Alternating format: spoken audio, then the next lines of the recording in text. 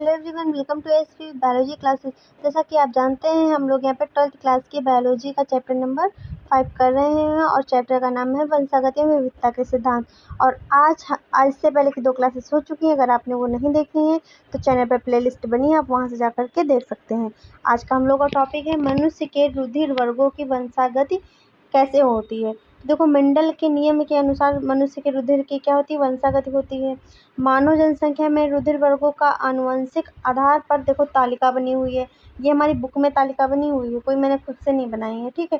तो ये बुक में तालिका बनी हुई है, एनसीईआरटी बुक आप उठाएंगे तो उसमें बनी हुई है। तो आप किसी भी बोर्ड से हो, ये माइंड नहीं करता है कि आप यूपी बोर्ड से हैं या आप मतलब यानी कि झारखंड बोर्ड से हैं, बिहार बोर्ड से, सब में चैप्टर ये होते हैं बस आगे पीछे, क्योंकि एनसीईआरटी सिलेबस अब चलता है सब स्कूलों में। तो आप पढ़ सकते हैं बहुत अच्छे से, आप हमारे चैनल से पढ़ाई कर सकते हैं बायोलॉजी की। तो देखो, जनक वन से एलील, जैसे जनक ये 1 है, ये जनक 2 है, ठीक है। तो 2 जनक हैं तो इनके मिलने से क्या संतति होगी। संतति में फिनोटाइप देखेंगे कि जीनोटाइप कैरेक्टर क्या होंगे और फिर उनका ब्लड ग्रुप क्या होगा, ये देखेंगे। देखो, जनक 1 जैसे पापा है जनक 1, मम्मी है जनक 2, ठीक है। तो इसमें आई ए है, तो जनक 2 में एलील क्या है, आई ए है, तो दोनों का मिलेगा तो होगा जीनोटाइप होगा आई ए। ब्लड ग्रुप क्या होगा, ए पॉजिटिव होगा।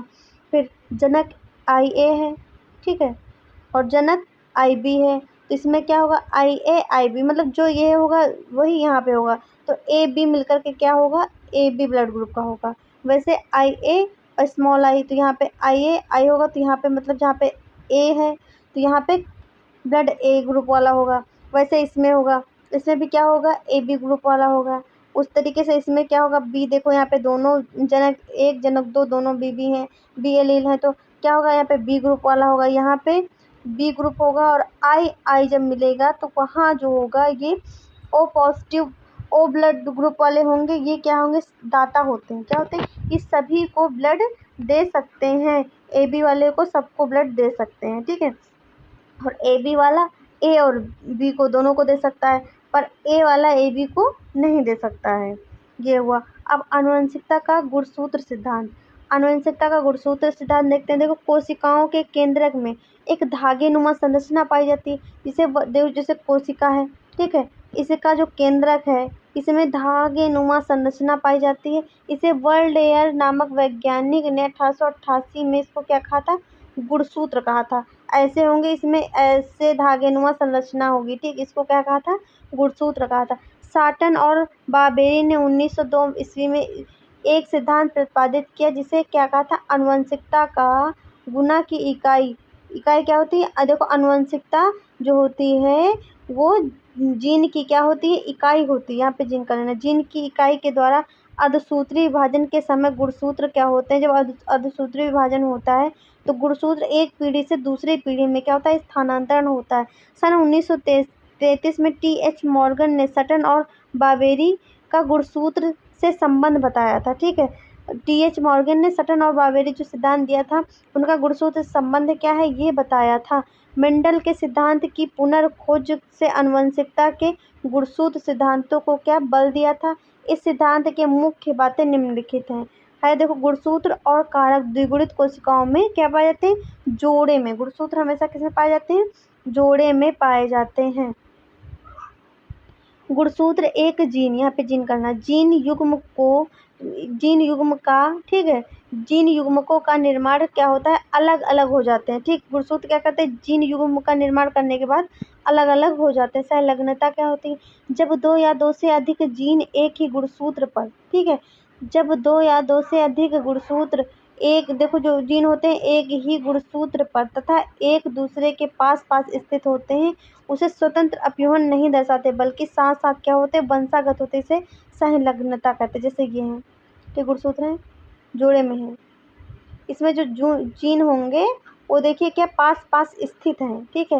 तो ये क्या संलग्नता दिखा रहे हैं और वंशागत क्या हो रहे हैं, एक पीढ़ी से दूसरी पीढ़ी में जा रहे हैं। लिंग निर्धारण क्या होता है, जीव, देखो, जो जीव मादा हो या नर हो, इसका जो निर्धारण होता है कि होने वाली संतान मादा है या फिर नर है, लड़का है या लड़की, इसका निर्धारण लिंग करता है कि लिंग कैसा है, नर है या फिर मादा है। मधुमक्खी में लिंग निर्धारण की अगुणित द्विगुणित विधियाँ। देखो ये आता है, पेपर में आया हुआ है। इसमें लिंग निर्धारण की अगुणित द्विगुणित विधि अपनाई जाती है। लिंग निर्धारण की यह विधि मधुमक्खियाँ, ठीक है, अगुणित द्विगुणित विधि किस किस में होती है? देखो मधुमक्खियाँ में होती है, बर्र में होती है, ततैया में होती है, चींटियों में होती है, दीमक में होती है आदि व कुछ अन्य कीटों में पाई जाती है। इन कीटों की मादा में गुणसूत्र का द्विगुणित सेट एवं नर में अगुणित सेट होता है। जिसमें जो मादा होती है उसमें द्विगुणित होता है, जो नर होता है उसमें अगुणित सेट होता है। तो देखो इनकी कहानी आप सुनना चाहें सुन लो। क्या होता है देखिए, एक जो रानी मधुमक्खी होती है, रानी मधुमक्खी का काम होता है सिर्फ अंडे देना। बाकी देखो सैनिक होते हैं और जो श्रमिक मधुमक्खियाँ होती हैं, तो वो क्या करती हैं? श्रमिक मधुमक्खियाँ देखो, श्रमिक मधुमक्खियाँ और जो सैनिक होते हैं वो क्या करते हैं? पराग से रस लेकर के आते हैं, छत्ता बनाते हैं, जितना काम हुआ है तो सैनिक मधुमक्खियाँ और ये क्या मतलब जो श्रमिक मधुमक्खियाँ ये सब करती हैं। रानी को रॉयल जेली नामक पदार्थ देती हैं, जिससे क्या होता है, जो रानी है मधुमक्खी उसके जो है जनन क्षमता बढ़ती है। रानी क्या करती है? अंडे देने का काम करती है। अंडे देने के जनन करने के लिए उसमें ड्रोन पाए जाते हैं। जो नर होते हैं उनको ड्रोन कहा जाता है। ड्रोन का कार्य क्या होता है? उनको खिला पिला करके जनन के लिए उनको तैयार किया जाता है। जनन जब हो जाए, जैसे कि जब रानी मधुमक्खी जनन के लिए उड़ती है तो उसमें मतलब जैसे कि 50-40 जैसे भी ड्रोन हो उनमें से कोई एक ही मधुमक्खी के साथ निषेचन की प्रक्रिया करता है। ठीक, जो निषेचन की प्रक्रिया करता है ड्रोन वो वहीं पे तुरंत मर जाता है। ठीक है, मतलब निषेचन करने के बाद ड्रोन जिंदा नहीं रहता है, मर जाता है। फिर रानी मधुमक्खी फिर छत्ते में आती है। छत्ते में जब रानी मधुमक्खी आती है तो उसके साथ जो भी ड्रोन आते हैं, क्योंकि ड्रोन के पास देखो ना वो अपना खाना बना सकते हैं, ना उनके पास डंक होता है, ना खा सकते हैं। तो क्या होते हैं, जो और मधुमक्खियाँ होती हैं उनको लात मार के समझ लो बाहर निकाल देती हैं। बेचारे जब खा पी पाते नहीं तो क्या होते हैं, ड्रोन जो होते हैं वो मर जाते हैं। फिर रानी मधुमक्खी क्या करती है? छत्ते में देखो अंडे देती है और उसके बाद क्या होता है, यह विधि होती कैसी है देख लिए। इसमें लिंग निर्धारण की अगुणित द्विगुणित विधि अपनाई जाती है। लिंग निर्धारण क्या होता है? देखो मधुमक्खी, बर्रे, ततैया, चींटियाँ, दीमक, इनमें जैसा बताया वैसा ही पाया जाता है। एक्स या एक्सओ प्रकार का ऐसे आता है, तो इसको देखते हैं। इसमें क्या होगा? इस प्रकार का लिंग निर्धारण किसमें? टिड्डी, काकरोच, खटमल, गोल कृमियों एवं कुछ पौधों में पाया जाता है। इन जीवों की मादा लिंग गुणसूत्र XX होता है या कैसी होती है? समयुग्मकी होती है तथा केवल एक प्रकार का युग्मक यानी A+X का क्या करती है? उत्पन्न करती है या उत्पादन करती है। इसके विपरीत नर, यहाँ पे नर कर रहे हैं, नर में केवल एक लिंग गुणसूत्र X होता है। यह विषम युग्मकी होती हैं। मतलब इसमें जो होता है डिसाइड मादा करती है कि होने वाली संतान नर है या मादा। ठीक है, इसमें नर जो होता है, नर के पास एक ही होता है, तो जो मादा से मिलेगा उसी के अकॉर्डिंग लड़का या लड़की, टिड्डा टिड्डी होगा। ठीक है, JW या ZZ प्रकार का यह क्रियाविधि कुछ कीटों, तितली और कुछ कशेरुकी जैसे मछलियाँ, सरीसृपों व पक्षियों में पाई जाती है। इसमें नर में 2 समरूपी लिंग गुणसूत्र होते हैं जिन्हें ZZ द्वारा निरूपित किया जाता है। ये समयुग्मक होते हैं। इसके विपरीत मादा में 2 विषम रूपी लिंग गुणसूत्र होते हैं, ZW से प्रदर्शित किया जाता है। ये भी क्या होती है? इसमें भी फीमेल निर्धारित करती है होने वाली संतान लड़का होगा या लड़की होगी, यानी कि चिड़ा होगी कि चिड़ी होगी। ठीक है, ZO या ZZ प्रकार का यह क्रियाविधि कुछ तितलियों होते मान में देखने को मिलती है। इसमें देखो नर युग्मजी जो होते हैं इसे ZZ से प्रदर्शित करते हैं और समान प्रकार के शुक्राणु अर्थात Z गुणसूत्र वाले उत्पन्न करता है। जो मादा होती है वह विषम युग्म की होती है, इसे ZO से प्रदर्शित किया जाता है। यह 2 प्रकार के अंडाणु उत्पन्न करती है, आधे आधे गुणसूत्र वाले और आधे आधे गुणसूत्र रहित। मतलब आधे में गुणसूत्र होते हैं, आधे में गुणसूत्र नहीं होते हैं, अर्थात इनमें लिंग गुणसूत्र क्या होते हैं? का अभाव होता है इनमें। लिंग निर्धारण के निम्न प्रकार होते हैं। उत्परिवर्तन, ठीक है, निम्न प्रकार से होता है उत्परिवर्तन। शरीर के अंदर अचानक से होने वाले, जैसे अचानक से लक्षणों के परिवर्तन को क्या कहते हैं? उत्परिवर्तन। मतलब मनुष्य के शरीर में अचानक से भी कोई परिवर्तन हुआ तो उसको कहेंगे उत्परिवर्तन। यह क्रिया DNA में, जीन में होने वाली रासायनिक परिवर्तनों के द्वारा होती है। क्या होती है? जब जो जीन है उसके DNA में जो रासायनिक परिवर्तन होता है, ठीक है, जीन के DNA देखो, DNA में, जीन में क्या होता है? रासायनिक परिवर्तन के द्वारा क्या होता है? उत्परिवर्तन होते हैं। मतलब मनुष्य के शरीर में नए नए कैरेक्टर आते हैं, जीव के शरीर में नए नए कैरेक्टर आते हैं या कोई कैरेक्टर एकदम से दब जाते हैं। गुणसूत्र उत्परिवर्तन क्या होता है? गुणसूत्र में उपस्थित जीनों के मध्य, ठीक, जीनों के मध्य होने वाले परिवर्तनों को गुणसूत्र उत्परिवर्तन कहते हैं। 2 प्रकार का होता है, संख्यात्मक गुणसूत्र उत्परिवर्तन और संरचनात्मक गुणसूत्रीय उत्परिवर्तन। तो देखो संख्यात्मक क्या होता है, इसमें संख्या में होगा, गुणसूत्र की संख्या में जो परिवर्तन होता है उसे संख्यात्मक गुणसूत्र उत्परिवर्तन कहते हैं। जब गुणसूत्र एक सेट में कमी आ जाए तो उसे अगुणिता कहते हैं। जब एक सेट में वृद्धि, मतलब अगर गुणसूत्र में कमी आ रही है तो अगुणिता उसे कहेंगे। अगर गुणसूत्रों के जो सेट है जोड़े में वृद्धि हो रही है तो उसे बहुगुणिता कहेंगे। संरचनात्मक गुणसूत्र उत्परिवर्तन क्या होता है, गुणसूत्र की संरचना में होने वाले परिवर्तन को संरचनात्मक गुणसूत्रीय उत्परिवर्तन कहते हैं।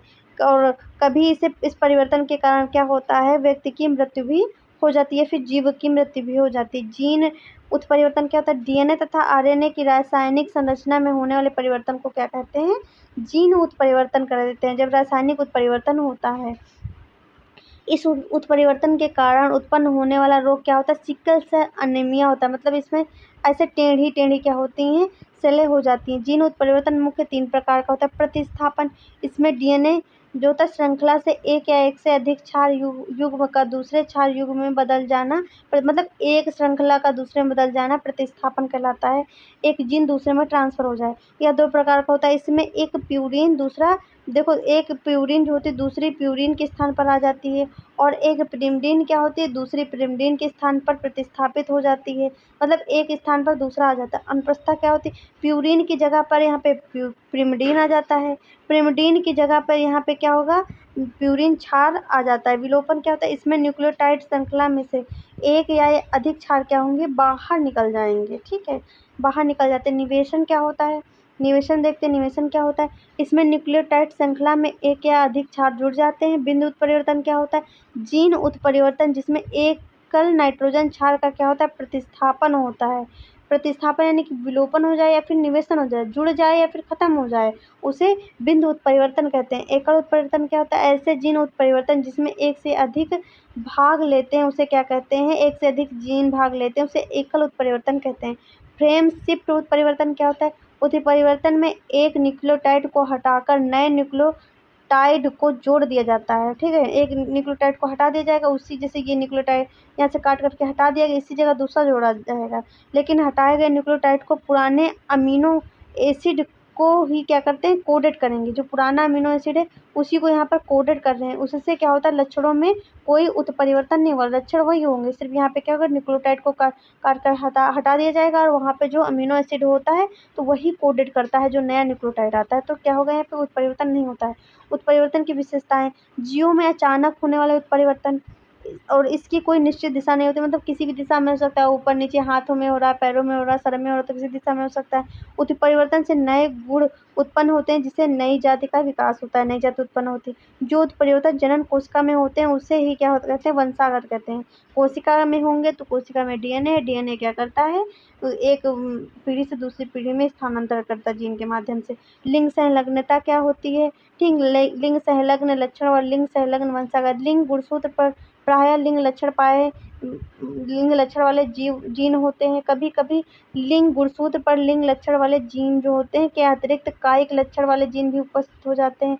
तो हम क्या कहते हैं, इसे लिंग संलग्न लक्षण वाले जीन कहते हैं, तथा उनके द्वारा व्यक्त लक्षण को क्या कहेंगे, लिंग संलग्न लक्षण कहेंगे। मतलब जो होंगे उसको लिंग संलग्न लक्षण कहेंगे, उसके जो द्वारा जीन कहेंगे, जो लक्षण वो दिखाएगा उसे लिंग संलग्न लक्षण कहेंगे। तथा इन लक्षणों की संतानों में रोग के रूप में प्रदर्शित होंगे। जो भी लक्षण आएंगे तो इनकी जो संतानें होंगी, माता पिता में लक्षण आए तो जिनकी जो होने वाली संतानें होंगी तो उनमें ये रोग के रूप में आएंगी, और प्रायः एक्स लिंग गुणसूत्र पर क्या होते हैं, स्थित होते हैं। मानव में लिंग संलग्न लक्षण वर्णांधता होती है, हीमोफीलिया होती है, ठीक है। वर्णांधता देखो, लाल हरे रंग में व्यक्ति क्या करेगा, अंतर नहीं कर पाएगा, उसे वर्णांध कहते हैं। क्वेश्चन क्या बना देखिए, जब सामान्य व्यक्ति का विवाह एक वर्णांध जो होती है यहाँ पे वर्णांध स्त्री से कर दिया जाए तो होने वाली संतानें कैसी होंगी। देखो वर्णांध स्त्री है, सामान्य पुरुष है, ठीक है, और एक्स सी क्योंकि देखो ये रोगग्रसित है और ये सामान्य है, तो यहाँ से एक्स सी मिली और यहाँ से एक्स वाई मिला, तो इसका इससे होगा तो लड़की जो होगी वाहक होगी, यहाँ पे लड़कियाँ क्या होंगी, वाहक होंगी। यहाँ पे वर्णांध पुरुष होंगे, मतलब यहाँ पे जितने होंगे सारे क्या होंगे, कुछ वर्णांध होंगे, कुछ वाहक होंगे, ठीक है।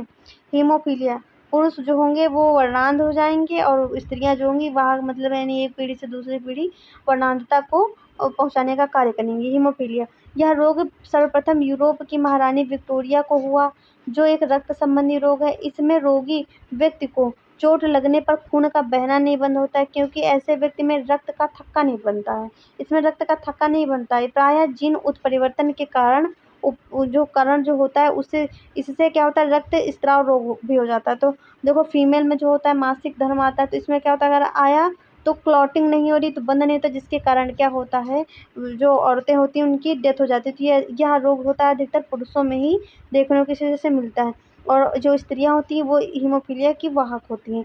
मनुष्य में होने वाले मेंडेलिय विकार, यह विकार जो देखो होता है अकेले जीन के रूपांतरण से क्या होता है, अकेले यहाँ पे लिखना है, अकेले जीन के रूपांतरण या उत्परिवर्तन से होते हैं, उन्हें हम मेंडेलिय विकार कहते हैं। जैसे थैलेसीमिया, हीमोफीलिया, वर्णांधता। थैलेसीमिया क्या होती है, यह रक्त संबंध दोष युक्त रोग है। में क्या होता है, हीमोग्लोबिन की मात्रा कम हो जाएगी, रोगी दुर्बल हो जाएगा, आंखों के नीचे काले काले घेरे हो जाएंगे, ठीक है, और हमेशा किसी न किसी रोग से ग्रसित होगा। सामान्य व्यक्ति में आरबीसी का जीवन काल 120 दिन होगा, इसमें ये नोट कर लेना। और इसमें जिसको थैलेसीमिया होगी उसमें आरबीसी का जीवन काल केवल क्या होता है, 20 दिन, मतलब यानी 100 दिन का डिफरेंस होता है। अब मनुष्य में गुणसूत्रीय विकार, ठीक, मनुष्य में गुणसूत्रीय विकार देखते हैं क्या है। तो अर्धसूत्री विभाजन के समय प्रायः गुणसूत्र के परस्पर अलग ना हो पाने के कारण गुणसूत्र की संख्या कुछ कम या अधिक हो जाती है, जिससे होने वाली जो संतान होगी और रोग के रूप में उत्पन्न होती है, जिसे हम गुणसूत्रीय विकार या सिंड्रोम कहते हैं। यह निम्न प्रकार का होता है। डाउन सिंड्रोम देखते हैं क्या होता है। डाउन सिंड्रोम में क्या होता है, जब 21वीं जोड़ी गुणसूत्र 2 के बजाय 3 हो जाएंगे, मतलब 2 की जगह 3 हो जाएंगे, इसे डाउन सिंड्रोम या एकल सूत्र कहते हैं। इसमें मंगोली जड़ता होती है, जैसे इसमें क्या 46 होते हैं, 46 की जगह क्या होंगे 47 गुणसूत्र हो जाते हैं। ऐसे व्यक्तियों की 16 से 17 साल में मृत्यु हो जाती है। इनकी गर्दन मोटी होगी, त्वचा जो होगी वो खुरदरी होगी, चमड़ी टाइप, और डाउन सिंड्रोम के यही लक्षण होते हैं, ठीक। टर्नर सिंड्रोम क्या होता है, जब व्यक्ति में लिंग गुणसूत्र 2 की जगह 1 हो जाता है, तो हम इसे इसमें होगा 1 की जगह, इसमें होगा 2 की जगह 1, 3, देखो 3 हो जाएंगे, इसमें 3 हो जाएंगे, इसमें 2 की जगह 1 हो जाएगा, तो इसे हम क्या टंडन सिंड्रोम कहते हैं। यह एकल सूत्री अर्थात मोनोसेमिक होगा। इसमें 45 हो जाते हैं, उसमें 47 हो जाएंगे, होने चाहिए 46, उसमें 1 बढ़ जाता है, 47 हो जाते हैं, इसमें 1 कम हो जाता है, 45 हो जाते हैं। यह महिलाओं में होने वाला रोग है। इसमें क्या होगा, स्तन का विकास नहीं होता है, अंडाशय अनुपस्थित होते हैं, और इसमें जो इस रोग से ग्रसित महिलाएं होती हैं जिनमें मासिक धर्म नहीं आता है। और फ्लाइन फिल्टर सिंड्रोम क्या होता है, इसको देखते हैं। तो जब किसी व्यक्ति में लिंग गुणसूत्र 2 के बजाय 3 हो जाएंगे, और इसे हम यहाँ पे क्लाइन कर लेना है, ठीक, इसे हम क्लाइन फिल्टर सिंड्रोम कहते हैं। यह मुख्यतः पुरुष में होने वाला सिंड्रोम है। इसमें क्या होंगे, शुक्राणु नहीं बनेंगे, और ऐसे जो पुरुष होंगे वो नपुंसक होते हैं। बहुविकल्पता क्या होती है, बहुविकल्पिता जो होती है, एक ही जीन के 2 से अधिक एलील एक ही लोकस पर हो जाते हैं। क्या होंगे, 2 से अधिक, एक होना चाहिए, पर यहाँ क्या होंगे 2 से अधिक हो जाएंगे। और जीन जो होंगे बारंबार दिशा में क्या करेंगे, उत्परिवर्तन, मतलब बार बार जो होंगे नए नए करेक्टर लाएंगे। और इसमें क्या, ड्रासोफिला की आंखों का रंग बदल जाएगा। जैसे खरगोश के शरीर के रंग के लिए 4 अथवा अधिक एलील पाए जाते हैं, ठीक है, इसमें 4 से अधिक एलील पाए जाएंगे, ठीक है। और इसमें ड्रासोफिला की आंखों में भी क्या होता है, एलील की संख्या 2 से अधिक होती है। तो ये चैप्टर हमारा यहीं खत्म हुआ। अगर आपको मेरी क्लास अच्छी लगी तो मेरे चैनल को लाइक, शेयर एंड सब्सक्राइब करें। Thanks for watching.